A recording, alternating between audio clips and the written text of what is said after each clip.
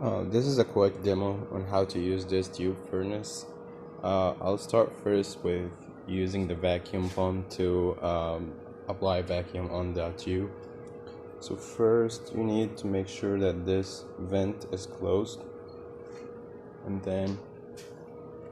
everything is connected and sealed here and there. Now on the back of the pump, turn on the pump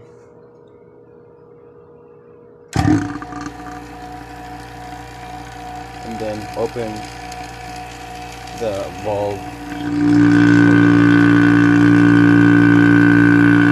Notice the pressure is dropping to -1.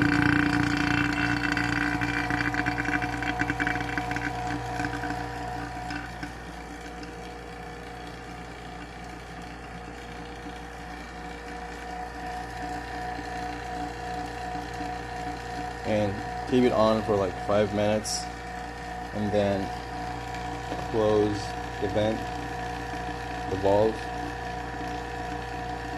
and then the pump. And notice the pressure is still under bracket, -1.